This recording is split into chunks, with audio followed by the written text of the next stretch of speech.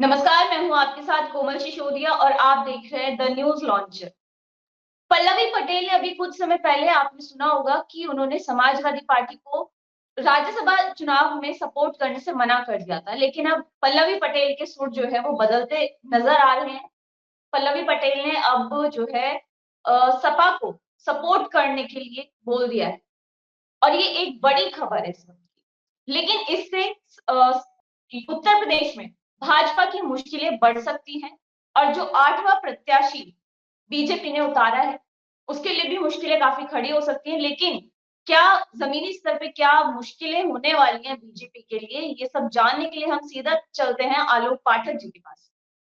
बहुत बहुत स्वागत है सर आपका।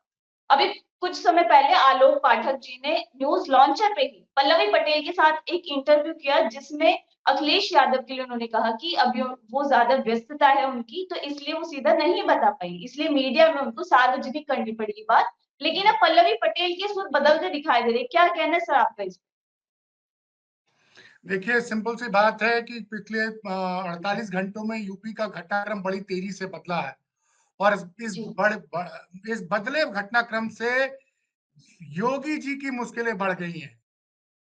मैं इस शब्द का इस्तेमाल कर रहा हूं क्योंकि हमारे दर्शक समझ जाएं, योगी जी की मुश्किलें इसलिए बढ़ गई है क्योंकि योगी जी नहीं चाहते थे कि राज्यसभा चुनाव में भाजपा अपना 8वां प्रत्याशी उतारे, लेकिन केंद्रीय नेतृत्व ने राज्यसभा में 8वां प्रत्याशी उतार दिया।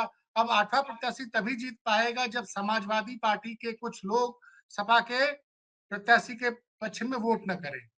तो उस जी वक्त ये लग रहा था, चूंकि पल्लवी पटेल बड़ी नाराज थी जब राज्यसभा के टिकट अनाउंस हुए थे, तो उन्होंने कहा कि इसमें तीन प्रत्याशी हैं और इसमें पीडीओ को सिर्फ एक ही सीट मिली है, बाकी दो सामान्य वर्ग को उम्मीदवार उतारे गए हैं। इसलिए पल्लवी जी पटेल ने बड़ी नाराजगी जताई थी और मीडिया में बयान दिया था कि मैं इस राज्यसभा चुनाव में समाजवादी पार्टी के पक्ष में मतदान नहीं करूंगी। इस पे जी मैंने भी सवाल पूछा था कि भाई, अगर आप राज्यसभा चुनाव में मतदान नहीं करेंगी, वैसे पल्लवी पटेल अपना दल कमरावादी की नेता है, अपना दल कमरावादी का चुनावी गठबंधन है समाजवादी पार्टी के साथ, लेकिन जब वो जी विधानसभा का चुनाव लड़ी थी तो जिस सीट पर लड़ी थी सिरातू, वहां पे वो समाजवादी पार्टी के सिंबल पे चुनाव लड़ी थी, तो और वहां से चुनाव जीती थी। तो ऑफिशियली वो समाजवादी पार्टी की विधायक है, वैसे वो अलग दल की नेता है। लेकिन और जी राज्यसभा चुनाव में ये होता है कि पार्टी ने अगर व्हिप दे दिया है कि आपको इस प्रत्याशी को वोट देना है, अगर आप उसके पक्ष में वोट नहीं कर देते हैं, जिस जिस जहां से आप जिस प्रत्याशी को वोट करने का आपका पार्टी आदेश देती है, तो आपकी विधानसभा की सदस्यता भी जा सकती है। तो बोली कि जी चाहे कुछ भी हो जाए, मैं वोट नहीं दूंगी। मतलब विधानसभा की सदस्यता खोने का भी उनको डर नहीं था। लेकिन उसके बाद जी घटनाक्रम बड़ी तेजी से बदला। राहुल गांधी जब उत्तर प्रदेश आए न्याय यात्रा शुरू करने में, तो वाराणसी में वो न्याय यात्रा में राहुल जी के साथ जीप में खड़ी रही और पूरा शामिल रही। और कल जब जी सपा और कांग्रेस का गठबंधन हो गया, तो उनका सुर बदलना स्वाभाविक है। ये बहुत अस्वाभाविक सी बात नहीं लगी, क्योंकि तो आलोक आलोक सर, उनको उम्मीद थी। पल्लवी पल्लवी पटेल की जो सुर बदलते दिखाई दे रहे हैं, क्या ये गठबंधन एक इसकी वजह हो सकती है? गठबंधन की वजह से उन्होंने अपने जो है इरादे बदल दिए हैं।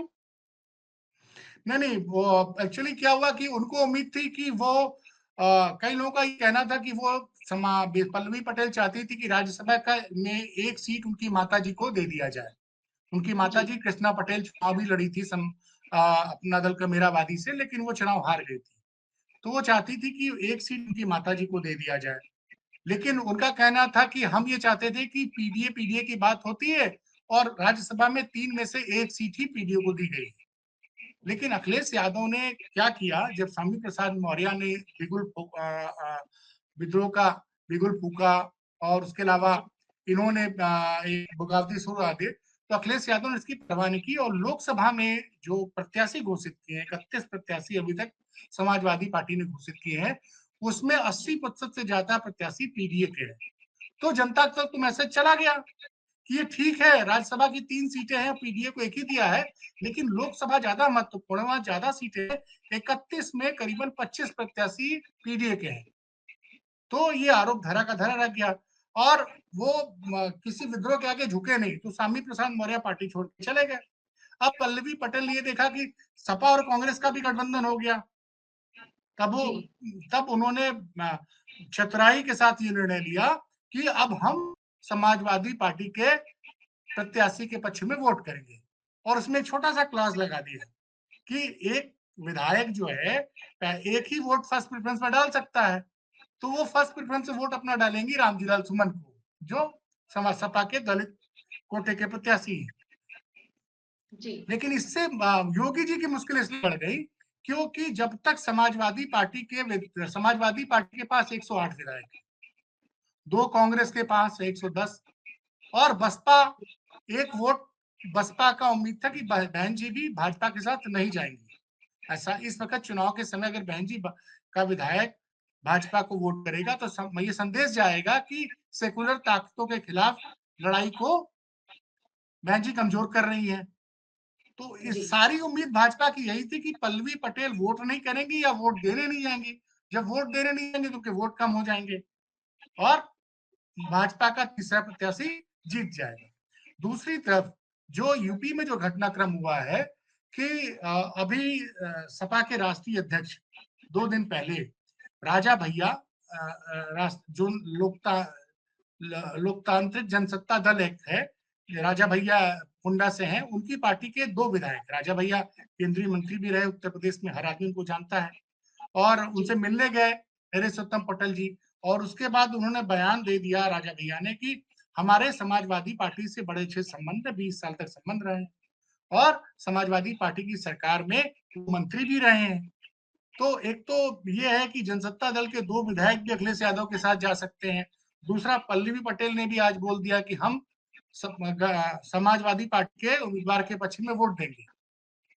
तो इससे बेसिकली 2 चीज़ें हो गई। देखिए, मैं कह रहा हूँ पिछले 48-72 घंटों से नरेंद्र मोदी की कम, योगी जी की परेशानी ज़्यादा बढ़ गई है।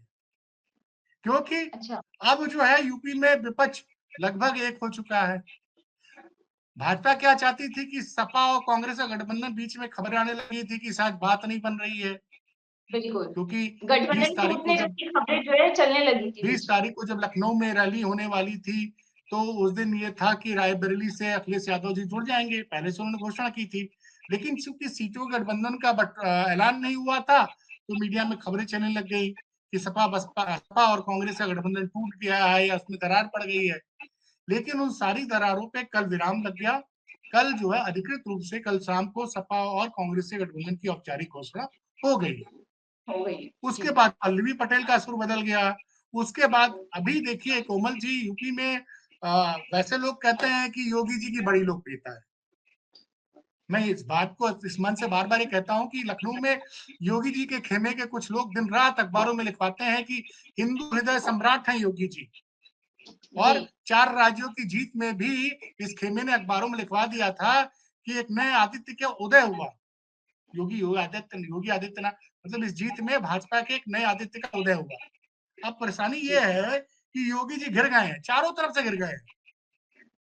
अगर आज तक का उत्तर प्रदेश का इतिहास है कि कभी भी सत्ताधारी जो दल रहा है, उसका उम्मीदवार राज्यसभा चुनाव में नहीं हारा है। और अब प्रतिष्ठा किसकी फँस गई? अब जो 8वाँ प्रत्याशी संजय सेठ को उतारा है, वो चुनाव हार जाते हैं, जी, तो योगी जी की काबिलियत पे, उनके राजनीतिक कौशल पे सवाल उठेगा। देखिए, एक लड़ाई तो योगी जी 2022 में ही हार चुके हैं।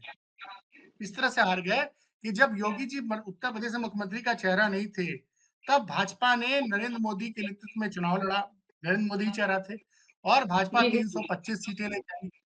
5 साल बाद जब दोबारा योगी जी मुख्यमंत्री थे, चुनाव लड़ा गया, तो बड़ी मुश्किल से जीते और 50 सीटें कम हो गई। और उसके बाद अब राज्यसभा में आज तक का उत्तर प्रदेश का इतिहास है कि सत्ताधारी दल का उम्मीदवार उत्तर प्रदेश में राजनीतिक इतिहास में राज्यसभा का चुनाव नहीं हारा है। तो अब जी, मैं आपसे कह रहा हूँ ना कि योगी जी की मुश्किलें बढ़ गई हैं।